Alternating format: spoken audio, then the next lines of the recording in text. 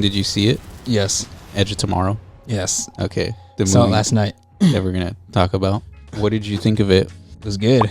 Yeah? I liked it. Yeah. Okay. Me too. I liked it a lot. Yeah, I love that concept. The Groundhog Day concept. Yeah. It's like so fun because like you get like unlimited like retries. Each time you can do something different. He does all the things that you would want to do to convince people that you have that power of reliving the future or reliving like one day. Right. If this happened to you, and you know you could just die and reset, like what are some things you would do? I'd go to like a big building and like jump off just to see what it feels like to be in free fall. Yeah. I mean, you knew you would repeat if you died, right? So you and how does it end? Like, how does that thing end? Do you have like, oh, you're gonna repeat the next 30 days? I mean, that changes it. Because what if it's like you die and then you keep repeating that day? You're just stuck in that loop forever. Well, it doesn't matter where you or when you die. Well, Let's say you get to age 65 and then like you die of a heart attack or something.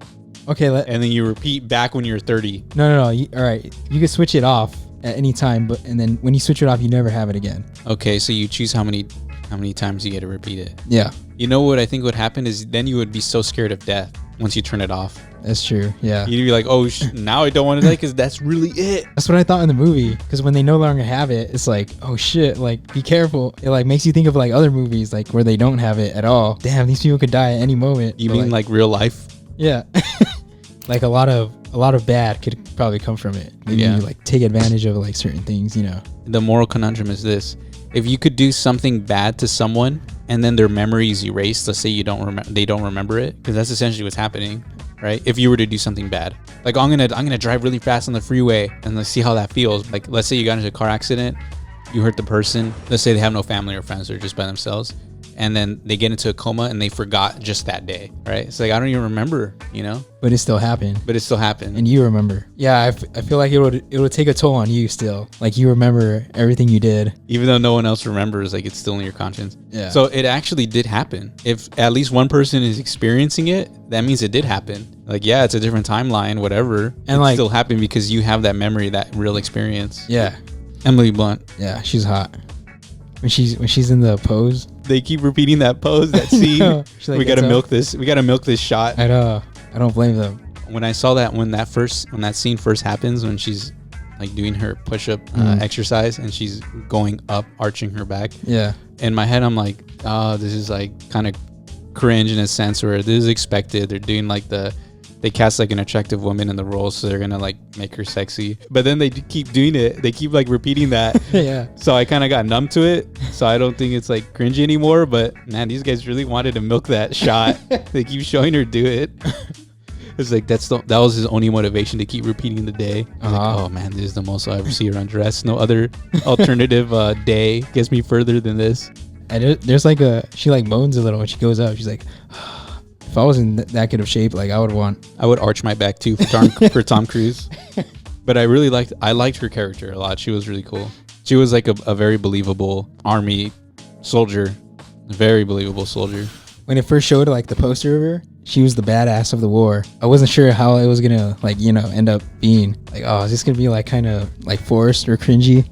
But it was like really like believable. Like the reason she was that portrayed like that was because she got the power, right? She became that famous because she had that power. Yeah. So like she was like she got all like good at combat. I didn't even make that connection, but yeah. Like she was probably just like a regular like enlisted soldier. She kept reliving the day, like owning her skills. She got better and better. She became like an icon, a sex icon. Cut to that scene. Yeah. They had a really good chemistry. They had a good back and forth. Like it's a man and woman co-starring essentially. Well, he's the lead and she's the co-star, but you know they feel pretty even. You know, as the movie goes on. I like how they wrote it where they're not trying to one up the other because they're different genders, which I feel like that dynamic gets played on a lot.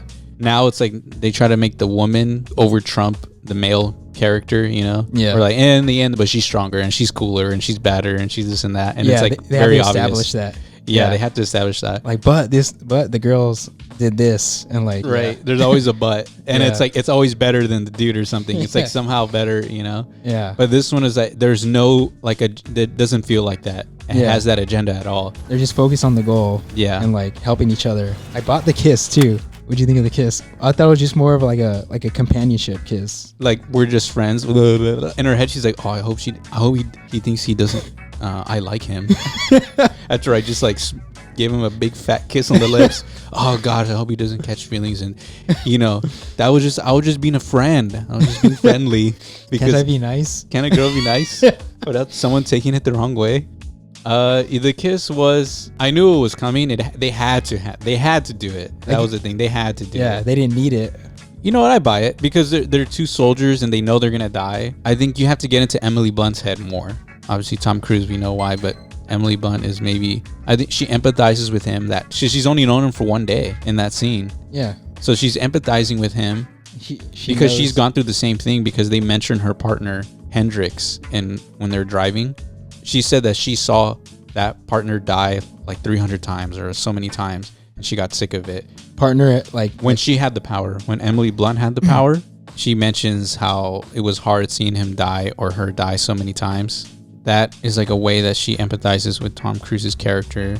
She knows what he's going through. So even if she's known him for one day, there's like a camaraderie, immediate camaraderie already, like a brother and sister. So it's like a brother and sister kiss. Yeah, kissing on the lips, which makes it even better. It makes it even a better movie. Yeah, makes it even hotter. Yeah, yeah. Cut to that scene where she's arching her back, and he's looking at her like, "Oh man, my sister." Yeah, I have something to tell you.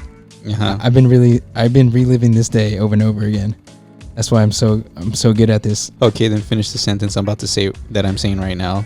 I'm gonna keep talking, and you guess what I'm going to say next. Okay.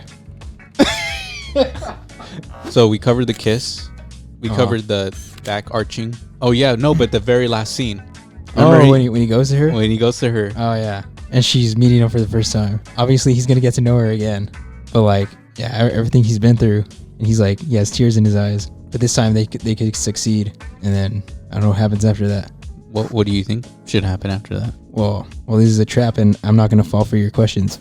Do you think he's gonna try to convince her that he had the power before? Like, what happens after that scene? Because they say that, the movie implies that the battle is already in the bag for the humans. They're gonna win because the aliens are weaker. So every moment is not gonna play out the same exact way anymore, because who knows, like, what aliens have already been killed by the time they land there, because they're all weak. So the same exact scenario won't play out anymore. That's true. So how is he gonna like justify the fact that he needs to be next to her? It's gonna be forced almost, because there's no greater objective. There's really no reason for him to like get to know her so well. So he's not gonna have that as an excuse. That would suck, That would be so hard to like justify him being by her side. I guess he would try to tell her then, right? Like, hey, you don't even need to go to battle. We might not even, or we have to, but let's just do it now. Make love in front of everyone. Cut to the scene of her arching her back. Yeah, he could just tell her everything. I mean, she'll believe him because she went through the same thing. He'd have to condense like many days to try to hit on her. Maybe she'll see like him on the battlefield, like how good he is, and she'll like get turned on. In the movie, when Tom Cruise dies, does that timeline still keep going on? Like when Bill Paxton sees him get run over by the truck, that keeps going, right? And like they just move on, go to war. Yeah, and they lose. Yeah, they're just opening different time portals. Yeah, there's just timelines, a bunch of timelines. My guess is that no, because the aliens are obviously trying to win that war in that timeline. Yeah, all the time. I think when the day repeats, it just erases that time and it starts it over. Because if that were the case, it creates a bunch of other universes where they might lose. So you just hope that you're in the timeline where you win the battle, you win the war. So it's like they win a war, but there's one casualty. The casualty where the timeline is where they don't win. But all the other timelines they win. One thing that we didn't talk about, which I wanted to mention too, was the scene where he goes to the original Omega location in the dam. But when he goes there, the aliens knew that they would show up there. Yeah. That someone would show up there. Yeah, that was a good scene. And whoever shows up, that's the guy. And don't kill him. Yeah, don't kill him. They don't kill him. Take his blood. Yeah, let him like drain out his blood. And that's what they were doing. That was so cool to realize with him. They're not trying to kill you, or it's not here. They know that he has it, They know he's living the same day over and over, and they want it back. Yeah, and that they do lose their power. They did mention that. Or like it drains or something. And the fact that they're like animalistic creatures, but to see them act like really intelligently, Yeah. it's like, oh, okay, they're like more intelligent than just like crazy scary monsters. He has the gun, he's gonna like off himself, but like they stop him from doing it. That's a human versus a monster, like human monster like dynamic in a movie, but the monster's trying not for the guy to die. Yeah. You know, in that moment. And he's trying to die. So that was a cool like flip, it was a cool dynamic. They wrote themselves into to portray that. If you were to give the movie a rating, what would you give it? Out of 10.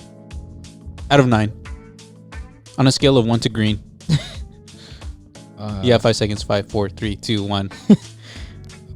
1 through 10? I'd give it a solid 8.7. I would give it an 8.7 to 8.5. 8.7. Okay. 8.5. Okay. 8.65. Yeah. I'll give it 8.7. Solid movie. Recommend it to people of all shapes and sizes and races and creeds and origins. Assassin's Creed Origins.